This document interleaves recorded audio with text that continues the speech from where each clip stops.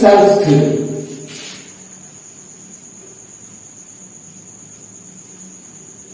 ठीक है, सेल्स का आपका क्या सिद्धांत है। अब सेल्स क्या होती हैं, मनुष्य के जीवन की इकाई होती है। जितने भी बायोलॉजिकल या जो आपकी लिविंग थिंग्स होती हैं, ठीक है, वे सभी सेल से निर्मित होती हैं। ठीक है, ऐसा नहीं है कि जो आपकी नॉन लिविंग थिंग्स होती हैं उनमें सेल्स नहीं होती, उनमें सेल्स होती हैं लेकिन उसमें डेड सेल्स आपकी पाई जाती है। ठीक है, जैसे सबसे पहले हमारे पास क्या होता है, एक एटम होता है। एटम मतलब परमाणु होता है। ठीक है, परमाणु की एक खास बात होती है कि इसमें इसके नाभिक में न्यूट्रॉन और प्रोटॉन पाए जाते हैं, बाहरी कक्षा में आपका इलेक्ट्रॉन्स पाए जाते हैं। ठीक है, ये आपका क्या होता है, परमाणु होता है। और आगे चलते हैं, जब बहुत सारे परमाणु आपस में मिलते हैं तो किसका निर्माण करते हैं, मॉलिक्यूल्स का। ये किसका निर्माण करते हैं, मॉलिक्यूल्स आपके होते हैं अणु। ठीक है, बहुत सारे या हम इस तरह से कह सकते हैं दो या दो से अधिक परमाणु आपस में संयोग के बाद में आपका किसका निर्माण करते हैं, मॉलिक्यूल्स का निर्माण करते हैं, अर्थात अणुओं का निर्माण करते हैं। और अणुओं का निर्माण करने के बाद अभी हम केमिस्ट्री में नहीं है या फिजिक्स में नहीं है, हम कहाँ है, बायोलॉजी में है। तो हम आगे देखते हैं, तो मॉलिक्यूल्स के बाद जो निर्माण होता है वो सेल्स का होता है। किसका होता है, सेल्स का। सेल्स आपकी होती है कोशिकाएं। सेल्स होती हैं आपकी कोशिकाएं होती हैं। और जब सेल्स आपकी कोशिकाएं होती है, जो कोशिकाएं हैं, अब विभिन्न प्रकार की कोशिकाओं की मैं जब बात करूंगा, बिल्कुल जब इन चीजों को टॉपिक को डिटेल में पढ़ाऊंगा तो बताऊंगा ये दो टाइप की होती है। ठीक है, उनकी संरचना बनाऊंगा, किस प्रकार से उसमें क्रिएट होता है। ठीक है, ये इन सारी बातों पर हम चर्चा करेंगे, पॉइंट वाइज हम प्रत्येक टॉपिक पे चर्चा करेंगे। ठीक है, इसके बाद में आपके बनते हैं टिश्यूज। ठीक है, उसके बाद में हमारे क्या बनते हैं, टिश्यूज बनते हैं। टिश्यूज होते हैं आपके ऊतक। ठीक है, जो आपकी कोशिकाएं हैं, बहुत सारी कोशिकाएं आपस में मिलकर क्या बनाती हैं, ऊतक बनाती है। ऊतक क्या होते हैं आपके, कोशिकाओं का गुच्छा कहलाता है। कोशिकाओं का गुच्छा क्या कहलाता है, आपका ऊतक कहलाता है। ठीक है, और ऊतक के बाद में जब ऊतक का डेवलपमेंट होता है तो इसके द्वारा मांसपेशियां, ठीक है, मांसपेशियां बनती हैं। जो बॉडी की जो सेल्स हैं, आपने देखा होगा जो आपकी सबसे ऊपरी परत है, इसको हम क्या होती है, आपकी डेड सेल्स होती है। इसके नीचे आपकी मैल भित्ति होती है और अलग प्रकार की, तो मैं आपकी जीवित कोशिकाएं होती है, लेकिन ये आपकी क्या है, मृतक कोशिकाएं हैं।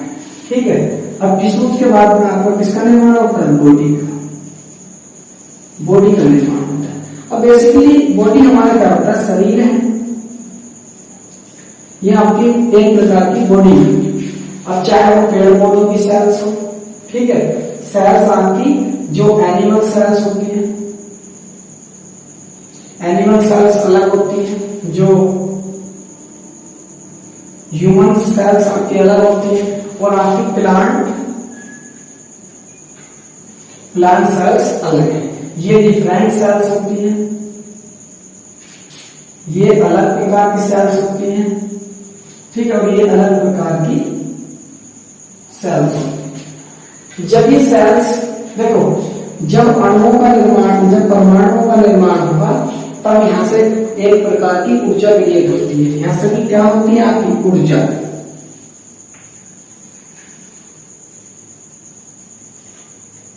यहां से आपकी ऊर्जा प्राप्त है।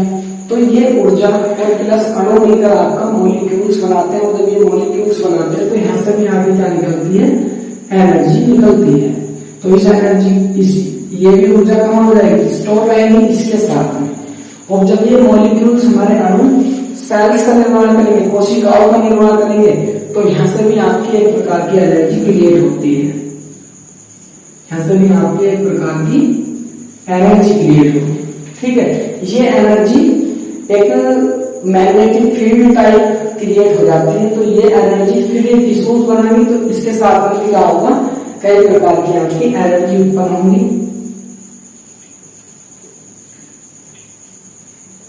ठीक है, और बॉडी में भी आपके अलग प्रकार की एक एनर्जी क्रिएट होती रहती है।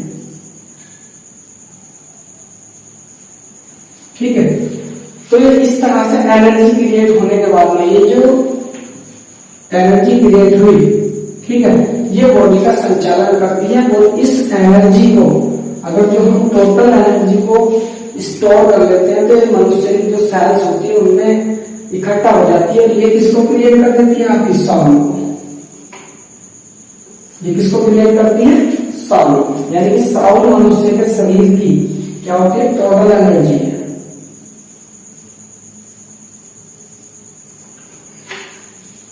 और ये बहुत ही डेंसिटी में होती है, लेकिन बहुत ज्यादा आपस में जुड़ी हुई होती है।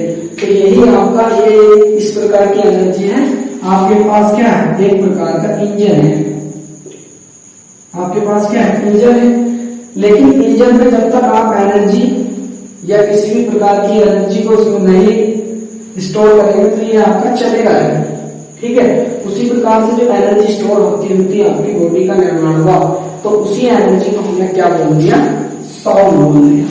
लेकिन ये जो एनर्जी है एनिमल्स में अलग प्रकार की होगी, ह्यूमंस में अलग होती है और प्लांट में अलग होती है। ठीक है, ये हर जगह जो एनर्जी है वो आपकी क्या होगी? बिल्कुल डिफरेंट होगी। ठीक है, और जब ये बिल्कुल डिफरेंट होगी तो ये मनुष्य में एक अलग प्रकार की इसी एनर्जी को, ये जो एनर्जी क्रिएट होती है और किस प्रकार से इस एनर्जी को हम अपनी बॉडी में क्या कर सकते हैं? स्टोर करके रख सकते हैं। और किस प्रकार से इस एनर्जी को बढ़ाया जा सकता है? इसी एनर्जी के बढ़ने से जैसे आपका इंजन होता है, अगर जो बहुत अधिक मात्रा में आपकी ठीक मात्रा में अगर जो आपको क्या मिलेगी? एनर्जी मिलेगी। जैसे इंजन का तेल बढ़ा देने पर इंजन की क्षमता बढ़ जाती है, उसी प्रकार से एनर्जी क्रिएट करने पर अब एनर्जी क्रिएट आपकी कई प्रकार से होती है। इसी को लोग आध्यात्मिक रूप में ले लेते हैं। ठीक है, इस एनर्जी को, इसका जो अध्ययन है वो आपका क्या कहलाता है? जो आध्यात्मिक लोग आध्यात्मिक बोलते हैं, आध्यात्मिक एनर्जी है। ठीक है, वो यही प्रकार की एनर्जी होती है। ठीक है, और इस एनर्जी को मनुष्य अपने सेंसिटिविटी के हिसाब से चला सकता है। ठीक है, तो वही वो किसका ले लेती है? साउल का ले लेती है। अब जो व्यक्ति बहुत ही ज्यादा क्रूर होते हैं, बहुत दयालु होते हैं, तो क्या उनमें आत्मा नहीं होती या उनमें साउल नहीं होती है। लेकिन किसी की एनर्जी अलग प्रकार की, प्रत्येक व्यक्ति की एनर्जी अलग प्रकार की होती है। जैसे अगर एग्जाम्पल के तौर पर मैं समान चीजें हर एक व्यक्ति को या 10 बच्चों को, 20 बच्चों को या 10 व्यक्ति 20 व्यक्ति को मैं दे दूं समान चीजें और उनसे कहना लूं कि ये चीज आपका इस भोजन को आपको बनाना है, तो प्रत्येक भोजन में आपको एक अलग प्रकार का क्रियाएं देखने को मिलेंगी। तो वे क्रियाएं आपकी एटमॉस्फेयर के कारण होती हैं। इसीलिए जो सेल्स आपकी बनी है, ठीक है, जैसे सबसे पहले जब ओरिजिन हुआ आपका सेल्स का, जो आपके पेड़ पौधे, एनिमल्स, प्लांट्स, ह्यूमंस जो क्रिएट हुए हैं वो किसके द्वारा हुए हैं? सेल्स के द्वारा हुए हैं। ठीक है, सबसे पहले पृथ्वी पर किसका निर्माण हुआ? सेल्स क्रिएट हुई।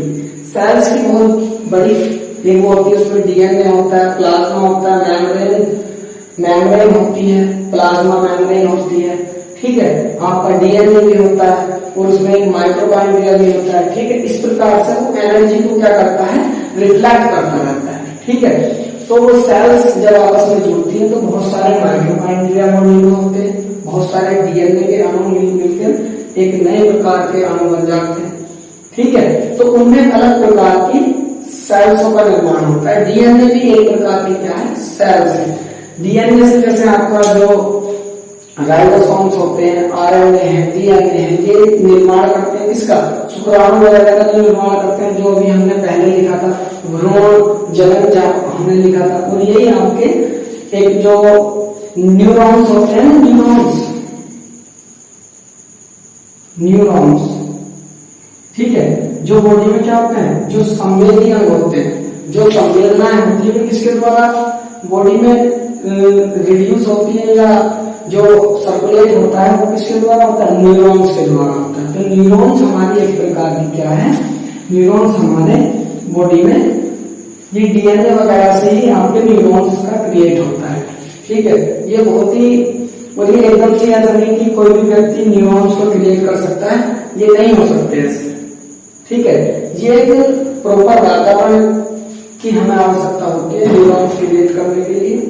ठीक है, हम तो ये हमारी नॉर्मल ओरिजिन ऑफ बायोलॉजी था। अब इस तरह से हम अपने पेड़ पौधों का विकास कर सकते हैं। पेड़ पौधों को जो उनका नया नया डेवलपमेंट होता है, ठीक है, वे अपना जन्म किस प्रकार करते हैं, ठीक है, तो यहाँ पर आज पढ़ेंगे उनको। ठीक है, तो ये हमारा इतना ही था। इसमें किस प्रकार आपके साउल का क्रिएशन होता है वो इसी प्रकार होता है। ठीक है, आपके जो अणु है और प्रत्येक जीव जंतु की जो सबसे छोटी इकाई होती है वो क्या होती है, सेल्स होती है। लेकिन सेल्स में किससे मिलकर बनी होती है, मॉलिक्यूल्स और मॉलिक्यूल्स एटम से मिलकर बने होते हैं और एटम न्यूट्रॉन, प्रोटॉन और इलेक्ट्रॉन से होते हैं। ठीक है, इस तरह से। लेकिन ये जो इलेक्ट्रॉन होंगे अलग होंगे, ठीक है, लेकिन फिजिक्स में जो इलेक्ट्रॉन होते हैं वे अलग होते हैं।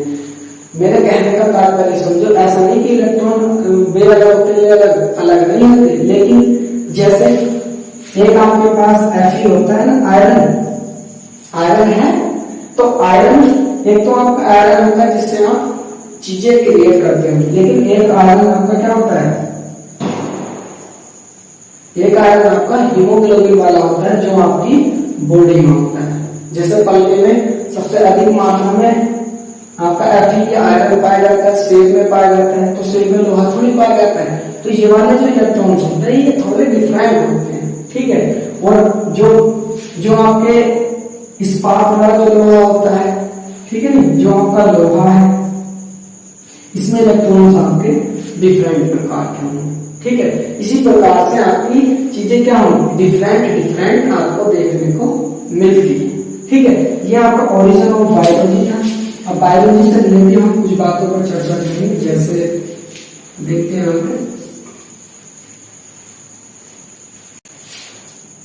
ठीक है, इसमें आपके बहुत सारी जो आपकी सेल्स थी इसमें आपके पार्ट्स होते हैं, क्योंकि डीएनए पाया जाता है हर किसी सेल्स में, और ये चीजें आपकी क्या करती हैं, नई नई चीजों को क्रिएट करती है। ये आपका क्या है, ये बिल्कुल केंद्रक में पाया जाता है। ठीक है, न्यूक्लियस आपका प्रत्येक सेल्स में क्या पाया जाता है, न्यूक्लियस पाया जाता है। न्यूक्लियस होता है जो नाभिक होता है, ठीक है नहीं, न्यूक्लियस को हम क्या बोलते हैं, जीव द्रव्य बोलते हैं। ठीक है, तो इस प्रकार से सारी चीजों का निर्माण होता है। ठीक है, आई होप कि सभी को बहुत अच्छा टॉपिक लगा होगा। ठीक है, मैं आशा करता हूं कि इसी प्रकार से आपके व्यूज और कमेंट्स हमें मिलते रहेंगे, तो हम नेक्स्ट टॉपिक पर इस तरह की आपके सामने वीडियो प्रस्तुत करते रहेंगे। Thank you.